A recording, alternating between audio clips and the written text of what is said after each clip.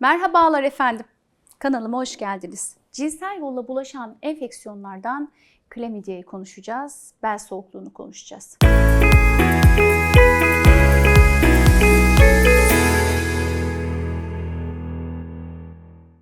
Şimdi klamidya çok yaygın bir hastalık ve çok yaygın cinsel yolla bulaşan hastalıklardan birisi. Hem erkeklerde hem de kadınlarda hastalığa neden oluyor. Ne yapıyor? Genital bir akıntıya neden oluyor kadında. Aynı zamanda idrar çıkma sırasında yanma, sızı gibi semptomlara neden oluyor. Tedavi edilmediğinde de aslında kadınlarda tehlikeli seyrediyor. Çünkü çocuk sahibi olmaya mani olan, hani o dış gebeliğe sebep olan bazı hastalıklar var. Pelvik inflamatuar hastalık dediğimiz ona neden oluyor. Bazı kadınlarda belirti vermeyebiliyor. Aslında çoğu kadında belirti vermiyor. Bazen hiç enfeksiyon belirtisi de olmayabiliyor. Hamilesin ve klamidya hastasıysan o zaman enfeksiyon doğum sırasında bebeğine geçiyor. Bebeğinde de göz hastalığına, akciğer enfeksiyonuna neden oluyor. Ayrıca erken doğuma da neden olabiliyor. Gebelik öncesi, onun için de hamile kalmadan önce mutlaka kadın doğum muayenesinde enfeksiyon var mı yok mu diye kontrol ettirmenizde yarar var. Çünkü hiçbir belirti vermeyebilir. Belirti verdiğinde ne yapabiliyor? Cins ilişki sırasında ağrı yapıyor. Daha önce olmayan ağrı birdenbire çıkabiliyor. Farklı renklerde kokuya neden oluyor vajinada. Renkleri tipik değil, farklı renklerde olabiliyor. Kokuyda da bir değişikliğe neden oluyor. Ayrıca kadın idrar yaparken yanma hissediyor, alt kasığında ağrı hissediyor, rahim ağzında enfeksiyon yapıyor, ara kanamalara neden oluyor. Bazen de partnerine oral seks sırasında boğaza bulaşabiliyor. Ve biz bunun tanısını hani oradan bir kültürden bir sıvı alıyoruz, onu gönderiyoruz. Üreme var mı? Ona göre uygun antibiyotiklerle tedavi edebiliyoruz. Ama yeter ki bilelim, tedavi edelim. Aksi durumda ne yazık ki sıkıntılı durumlara yol açabiliyor. Bir diğer toplumda sık görülen cinsel yolla bulaşan hastalık da Neisseria gonorrhoeae, etken madde bu. Diğer adıyla bel soğukluğu. Bu bakteri böyle vücudun en nemli yerlerini, ılık yerlerini seviyor ve hani buraya bulaştığı zaman burada böyle ürüyor, çoğalıyor ve orada enfeksiyon yapıyor.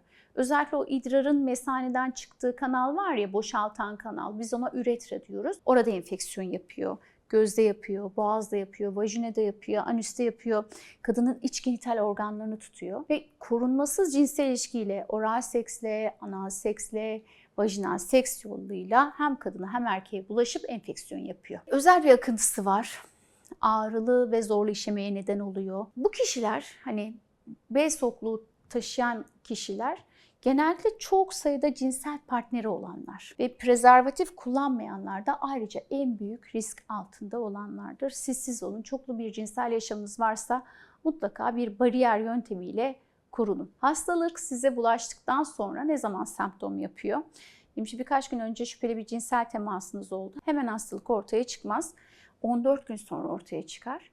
Bazen de hiçbir belirti vermeden kalabilir. Ama kadınlarda en çok ne yapıyor? Vajinal akıntıya neden oluyor. Bu akıntı da böyle daha suludur, daha kremsidir, hafif yeşil renktedir. Cinsel ilişki sırasında kadında ağrıya neden olur. Adet kanamalarının ara kanama şeklinde ya da aşırı kanama şeklinde ya da uzun sürmesine veyahut da ara kanamaya neden oluyor. Kadın idrar yaparken ağrı, acı hisseder, yanma hisseder, sık idrara gitmek ister. Beraberinde boğaza bulaştıysa boğaz ağrısı, alt karın ağrısı, ateş gibi semptomlar yapabiliyor.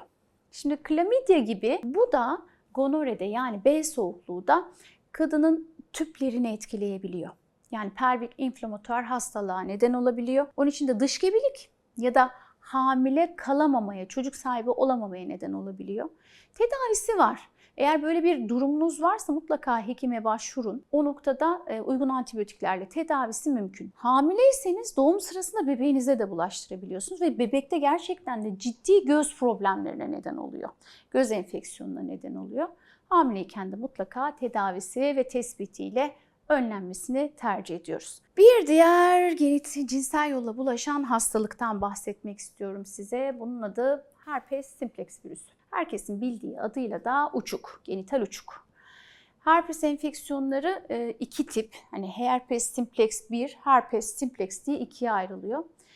Biri işte oral bölgeden aftlara, diğeri genital bölgede aftlara ve uçuklara neden oluyor. Şimdi bazı kişilerde bulaşmadan sonra hiçbir semptom yok ama bazı kişilerde de bulaştıktan şöyle 2 gün ya da 20 gün o bölgede bulaştığı yerde, lezyonların olduğu yerde böyle bir kaşıntı, hafif yanma olabiliyor. Sonra bu kaşıntı ve yanmanın olduğu yerde dudaklarda çıkan uçuk gibi düşünün. Böyle içi su dolu veziküller, kabarcıklar oluşuyor. Sonra bunlar patlıyor. Derken ağrılı yaralara dönüyor. Ciddi ağrı yapıyor. Penis başında olabiliyor erkekte, gövdesinde olabiliyor, testisinde olabiliyor, anal bölgede olabiliyor. Kadının da dış dudakları, iç dudakları, vulva, işte mons, klitoris, vajina içi, anal bölge gibi o nemli bölgelerde işte o ağrılı ülser dediğimiz lezyonlar oluyor. Dudakta çıkan ülserin genital bölgede çıkan halini düşün.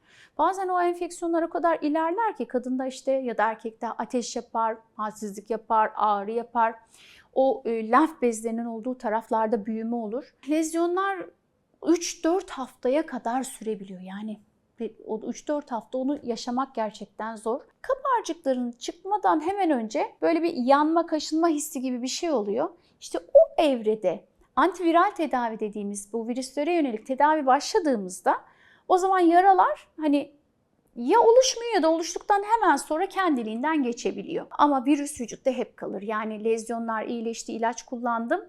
Ve bu vücudunuzdan virüs hiçbir zaman gitmiyor. Çünkü hücre içinde kalıyor ve bağışıklığınız düştüğünde, strese maruz kaldığınızda, uykusuz kaldığınızda, işte böyle durumlarda, hormonal problemler ya da işte yaşadığınız yorgunluk gibi durumlarda işte o yaralar sık sık tekrarlıyor ve ömür boyu sürüyor.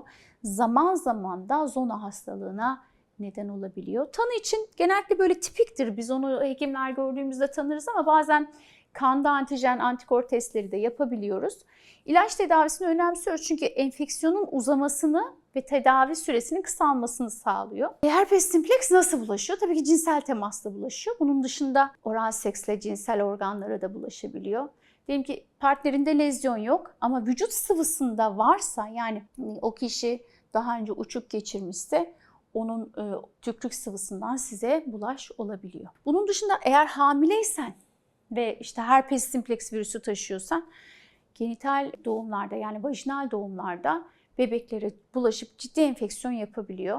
Bebekte körlük yapabiliyor, beyin hasarı yapabiliyor.